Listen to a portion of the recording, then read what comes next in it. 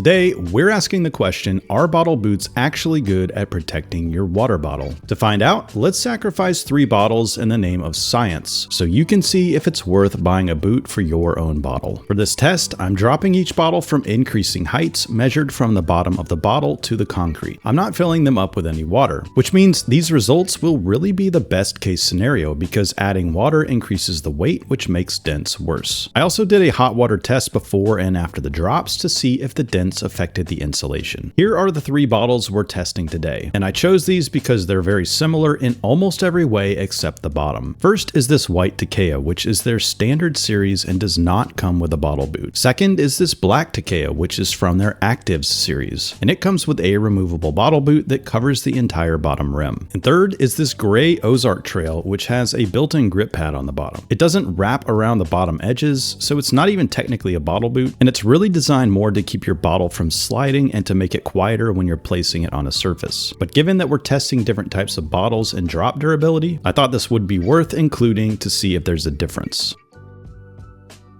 First, let's look at each bottle before any drops. In each picture, the logo that's on the side of the bottle is facing up, and that's how most of the following pictures will be oriented, so they'll be easier to compare. Note that the white Takeya already has a small dent here, while the black Takeya Actives and Ozark Trail are in really good shape.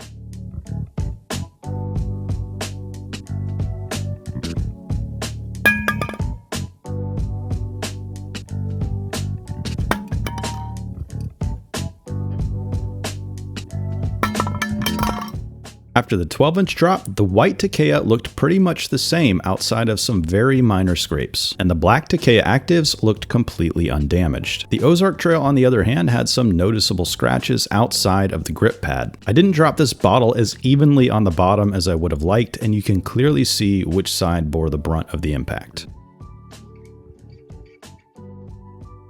Now for the 24-inch drop, which is roughly the height that most people would hold a bottle if they're using the handle and holding it by their side.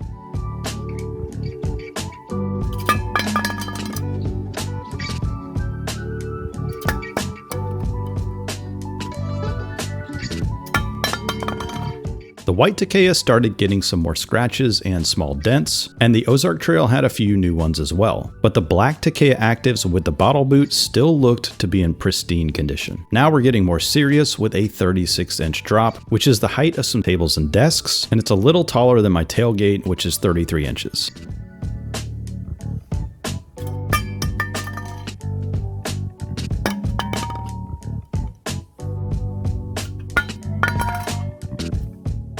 The white Takeya now has some more dents that are really noticeable. The Ozark Trail has more of those smaller dents, but for the most part it seems to have avoided the larger ones that would make the bottle sit unevenly. The black Takeya Actives with the bottle boot still looks like new. There is some very slight deformation that was hard to show on camera, but it really wasn't that bad. And last, here's the 48-inch drop.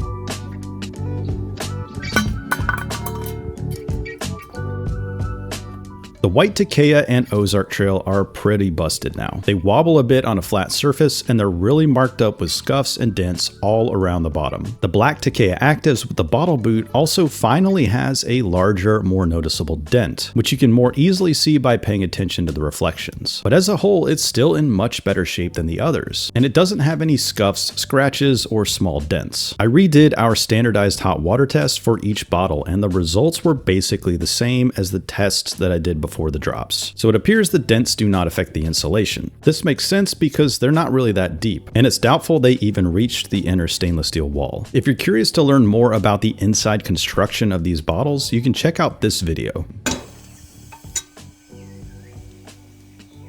Based on these results, we can say that yes, bottle boots do significantly improve your bottle's dent and scratch resistance, so they're worth considering as an upgrade to help your bottle last as long as possible. We only really saw significant damage with the 48-inch drop, which is higher than most people will have their bottles most of the time. Of course, if your bottle is full of water, then dents will be much worse than what you saw here, but there's no denying the boot helps. Grip pads, on the other hand, are somewhere in between bottles with a bare bottom and a bottle boot. Try saying that 10 times fast. Overall, it seems clear a bottle boot can help your bottle stay in great shape for many years to come, so it's worth considering as an upgrade. Here's a link to that video I mentioned before that talks about dents and losing insulation. Hope this helps, and happy hydrating.